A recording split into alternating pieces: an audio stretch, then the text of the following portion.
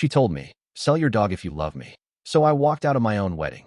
Months later, she begged to come back, but karma brought her to the same shelter where I worked, surrendering the dog she replaced mine with. I'm 29, and I live in Portland. Otis is the last soft thing left from my old life. He's gray around the muzzle, moves slowly up the stairs, and breathes in a way that calms the room. After my parents died in a car crash last year, Otis became my family. People who haven't lost everything don't understand how a dog can be more than a pet. We met at a dim bar off Southeast Stark on a Friday night. Her name was Claire. She wore red lipstick and laughed like she owned the room. We talked until 2 in the morning about dumb movies and pizza toppings. For 3 months, we were bright. Dinner dates, Sunday market, texting gifs of dogs. I thought it might last. There was a part of her I didn't want to see. She liked things arranged a certain way. Small things at first. List for weekends, a frown at my untidy place, suggestions for polished spots. I told myself she was practical. I wanted to believe in the bright part of us. One Saturday in June, she came over to meet Otis. He padded into the living room, found a spot at my feet, and settled. Claire smiled politely and set her bag down. She mentioned a husky at her mother's in Salem. "I love dogs," she said. I believed her. We planned a courthouse wedding 6 weeks out. Everything seemed to slot into place. 2 days before the courthouse, she sent a text that split the room open. It was 11:48 p.m. She wrote, "I love you, but I don't love your dog. He's ugly. Sell him or leave him somewhere. I can't marry someone with that living here." I stared at my phone until the words felt heavy and permanent. They didn't change. The next evening, I met her at our favorite Italian, the chip tile place with the crooked candle. Otis slept at home. Claire's jaw tightened when I mentioned the text. She pushed pasta around her plate. "You're being dramatic," she said. "It's not about the dog. It's about our lives. He's old. He's messy." Her fingers tapped her phone. Her eyes were flat. Something inside me unspooled. I stood up and felt heads turn. "Sell him," I said. "Abandon him? My parents are gone. Otis is my home." She shrugged. "Then don't marry me," she said. "If you choose him, fine. But I'm not part of it." It hit like cold water. The world narrowed to Claire's face and to the memory of Otis during thunder. I pictured selling him to someone who would call him a burden. I pictured a quiet apartment where his bowl gathered dust. The decision formed, sharp and simple. That night, I canceled the courthouse appointment. I walked home in the rain, keys heavy in my hand. Otis greeted me like nothing had happened. Warm, steady, trust in his slow wag. I blocked Claire on my phone and removed her from my social feeds. I didn't argue. I chose Otis. But endings on paper rarely stop a story. One last message would change things again. I sat on the couch, and Otis pressed his head into my palm. Rain ticked the window. I scrolled through our photos, her laughing by the Willamette, the farmer's market selfie, then found the thread and froze. At 2:13 a.m., a single new text appeared from an unknown number. "You'll regret this." It was anonymous and sudden. I felt a knot tighten, but I didn't reply. For 3 weeks, silence. No calls, no texts, no word from Claire. Portland's summer had stretched into long blue evenings, the kind where everything feels washed clean. I started walking Otis along the waterfront after dinner. He'd limp a little but still wagged his tail every few steps, stopping to smell every flower like it was brand new. It was peaceful, quiet in a way I hadn't felt in months. I told myself I was fine, that I'd made the right choice. And most days, I believed it. Then one afternoon, I opened my email and froze. Subject: "You owe me an explanation." It was from Claire. I should have deleted it right there. But curiosity is a slow poison, and I clicked. She wrote that she didn't mean it, that her words came out wrong, that she just panicked about the future. Then came the line that snapped whatever sympathy was left in me. "If you'd chosen me, I could have learned to love him later." Learn to love him later.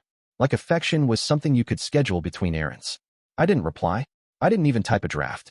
I just stared at that one sentence until it stopped meaning anything at all. A few days passed, and for the first time since we met, my phone stayed completely still. No buzzing, no notifications, no guilt waiting in the corner of my screen. Just calm. Then, as I walked Otis one evening, I realized something strange. I hadn't thought about her in hours. That was the first real sign of healing. Still, life has a way of circling back when you least expect it. It happened at the farmer's market we used to visit every Sunday. I was buying apples when I saw her, standing near a flower stand, hair tied back, wearing a gray sweater I recognized. She wasn't alone. A tall guy stood beside her, hand in hers. She spotted me before I could turn away. For a moment, she froze, then smiled like everything was normal. "Hey, Luke," she said softly.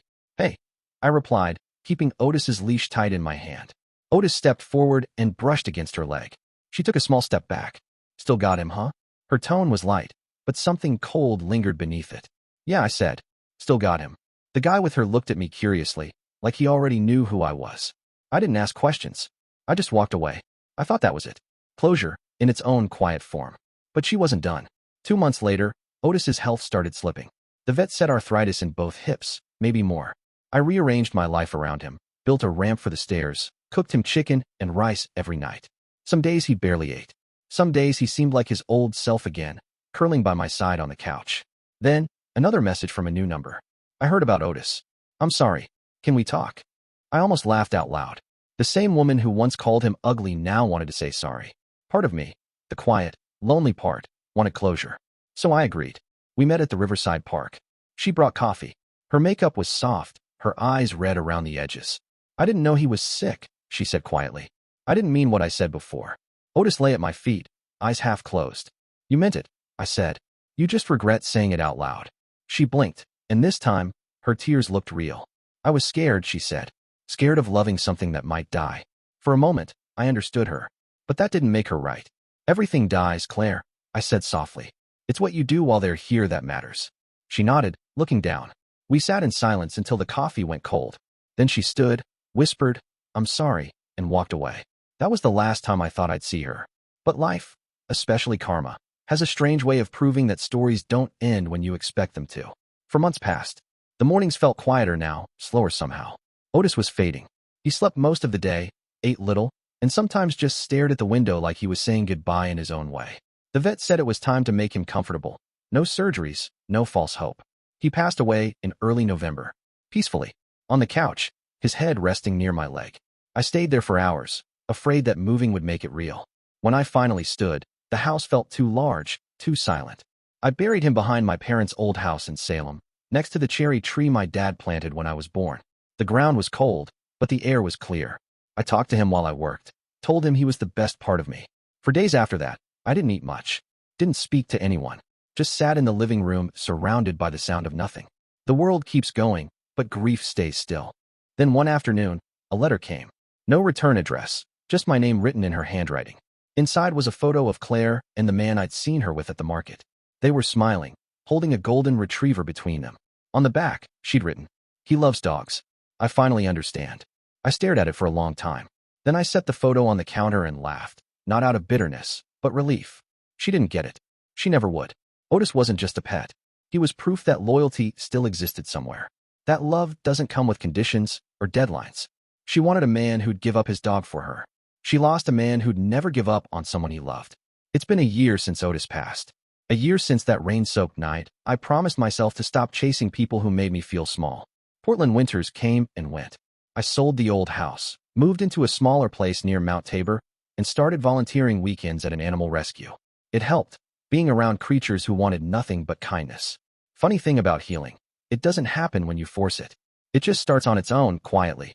One Sunday morning at the shelter, I was helping unload crates when I heard someone say my name. Luke. I turned. It was Claire. Same honey blonde hair, but her eyes looked tired, the kind of tired that doesn't come from missing sleep. She gave a small, unsure smile. Hey, I didn't think you'd still be around. I nodded, not saying much. It was strange, the anger I expected wasn't there. Just calm. She wasn't holding flowers or coffee this time. She was holding a leash. And beside her stood a golden retriever, the same one from the photo. The volunteer beside me asked, You here to surrender? Claire's voice dropped. Yeah, he's not mine. My ex left him with me. I can't take care of him anymore.